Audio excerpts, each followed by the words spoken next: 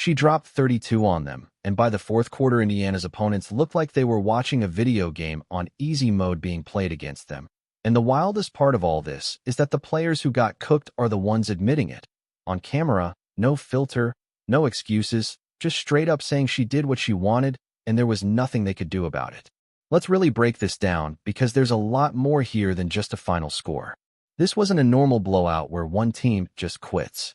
This was a game where a very good, very physical, very connected defense got put in a blender in the first quarter and then spent the rest of the night trying to claw its way back into respectability.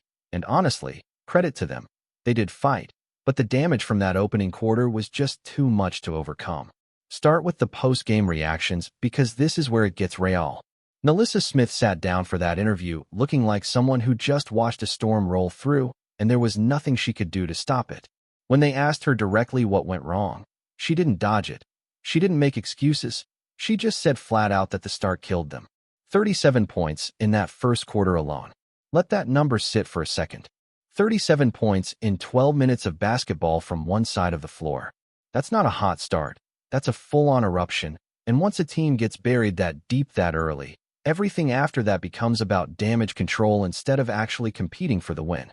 Flau'Jae Johnson was the primary defender assigned to chase Caitlin Clark around screens all night. And by every account, she gave max effort. She was physical. She was in her space. She was fighting over ball screens. She was doing everything a defender is coached to do against an elite scorer. And it still wasn't enough. NaLyssa Smith even said something that a lot of people picked up on immediately. She admitted that Flau'Jae was fouling so much throughout the game that she probably should have fouled out well before halftime if the referees were calling things by the book. That's not a criticism of Flau'Jae's effort. If anything, it's the opposite. It shows just how hard she was working and how much contact she was willing to initiate just to try and slow the scoring down even a little bit. And it still didn't matter. What I really want to highlight, though, and this is something that doesn't get talked about enough, is the tone of all of this. There is zero bitterness in how Smith or Johnson talked about what happened. No shade, no subtle jabs, none of that manufactured rivalry energy you sometimes see when players get worked by a superstar. Smith specifically brought up how after the final buzzer, Clark went out of her way to check on Flau'Jae, told her to keep her head up, gave her a hug. That's a genuine show of respect between two competitors who just went to war against each other for 40 minutes. They can talk trash mid-game. They can compete at the highest level, elbows and all, and then walk away from it as professionals who respect the grind the other person put in. Compare that to how some other matchups against Clark get framed in the media, where every physical possession turns into a headline about targeting or bad blood. This wasn't that at all. This was straight-up competitive basketball with real sportsmanship underneath it, and that's refreshing to see, honestly. Now shift over to the coaching side, because head coach Stephanie White gave one of the most honest post-game breakdowns you'll hear from a losing side. She wasn't deflecting. She wasn't blaming the refs. She wasn't making it about anything other than her own team's execution. She said flat out that they needed more stops on defense. And then she said something that stuck with me. She said she hopes that scoring 95 points is enough to win most nights, because defensively, there's clearly work to be done. That's a coach being real with the media and with her locker room at the same time. She broke down exactly where it went wrong, too. She pointed to the transition defense in that first quarter specifically. She talked about how the opposing player got loose for open threes in transition, uncontested, 3 triples in that first quarter alone, and that early burst basically set the tone for the entire night. She made a point of saying that particular problem, the transition defense, is actually the more controllable issue compared to just raw individual scoring ability. Her team actually did a solid job taking care of the basketball. She said they didn't have a lot of live ball turnovers leading to easy transition opportunities for the other side. So the issue wasn't turnovers fueling the fast break. It was more about failing to get back and find shooters quickly enough in phase one of the defense. And then she said the line that I think sums up the entire situation better than anything else in this whole post-game media session. She said you're not going to stop an elite scorer like that. She said it directly. Elite players are going to score. That's just the reality of the league at this level. So the actual coaching philosophy isn't about shutting someone down completely, because that's not realistic anymore against this caliber of player. It's about taking away the easy ones.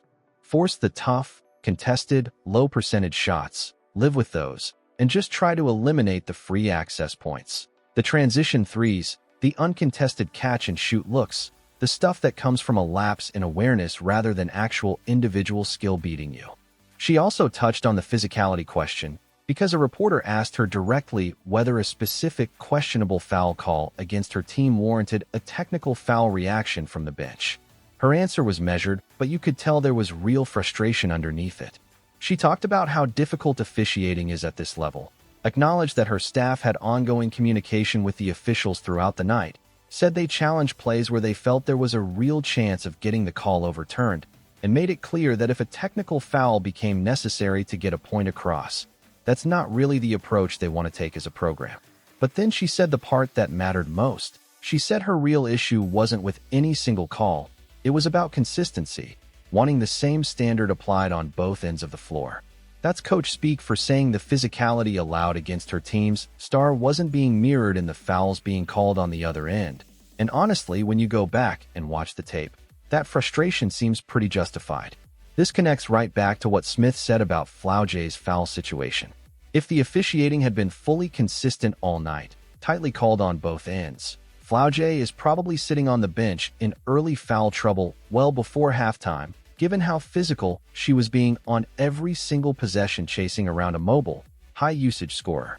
Instead, she stayed on the floor, kept grinding, kept trying different angles, kept fighting over screens, and it still wasn't remotely enough to slow the production down. If anything, that's a bigger statement about just how far ahead this level of scoring is right now compared to what a physical, well-coached defender can actually do about it in real time. Let's go back to the locker room for a bit more, because there's more good stuff in what Smith and Johnson said. When asked specifically about the second quarter defensive adjustments, because there was a noticeable uptick in energy and rebounding effort during that stretch, even with their starting center still on the floor, Smith gave credit to Flau'Jae for attacking the offensive glass, while she focused more on getting back quickly in transition to cut off easy buckets before they even started. It was a pretty clear division of labor between the two of them, one crashing, one sprinting back, trying to plug multiple holes at once. Flau'Jae herself was actually pretty self-critical in her answer. She said the whole mentality in that stretch was about creating more possessions, because at the end of the day, the team that generates more actual shot attempts usually wins the possession battle. She pointed out that on this particular night, they actually did get more shots up overall compared to the other team, but the other side simply made a higher percentage of what they got. And that's just how basketball goes sometimes. You can win the process and still lose the results column. She admitted the offensive rebounding specifically wasn't where it needed to be, saying she felt like the team had good intentions on the glass, got a couple of solid extra possessions here and there, but didn't fully dominate the boards the way they were capable of. She gave a shout out to her frontcourt teammate for still managing to grab around 15 rebounds on her own despite the rough overall team defensive performance.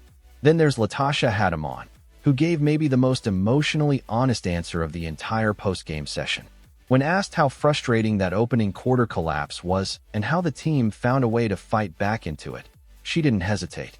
She said the good thing about this specific group is that they simply don't give up. She talked about having grit, having fight, sticking together through the ups and downs of a rough stretch instead of letting one bad quarter spiral into a total blowout. She said you can't do anything about what already happened. You can't take it back. You can't restart the game and get a redo on that first 12 minutes. All you can actually control is figuring out ways to fight back and get yourself back into contention. And to their credit, that's exactly what they did in the third quarter, clawing the deficit back down and making it at least look competitive by the time the final buzzer hit, even though the outcome had really already been decided by that explosive start. One more thing worth bringing up before wrapping this whole breakdown up. Laeticia Amihere getting real extended run in this game and actually looking like a completely different player than what people remember from her stretch with a different franchise earlier in her career. A lot of fans remember flashes here and there, but nobody really remembers her looking this confident, this aggressive attacking downhill, getting all the way to her spots, playing with a level of swagger that just wasn't really visible in her game before this stretch. If there's any silver lining buried in a rough night like this one, it's that a young talent like her got a real opportunity in a high-pressure environment and actually looked comfortable in it, which is a genuinely encouraging sign looking ahead at the rest of this season for a team trying to build depth around its core pieces. So when you zoom all the way out and put this entire night together, what you actually have is a losing locker room that refused to make excuses, a head coach who diagnosed the real problem honestly instead of deflecting to the officials or bad luck, a young core that fought back into a game instead of folding after a disastrous start. And on the complete opposite side of the floor, a generational scorer who once again proved that the modern approach to defending her isn't really about stopping her at all. It's purely about damage control and minimizing the bleeding. 37 points in a single quarter is the kind of number that ends most competitive games before halftime even arrives. And the fact that this particular team still found a way to make it look respectable by the final horn says a lot about their internal fight and their culture. But it also says everything you need to know about just how far ahead one player currently is compared to basically every single defender trying to slow her down on a given night. That's the full breakdown of everything that went down after this one. Drop your thoughts down in the comments section. Let me know honestly if you think there's a single defender or a single scheme in this entire league right now that actually has a real answer for this level of production. And make sure you're subscribed and staying locked in so you don't miss the next full breakdown when it drops.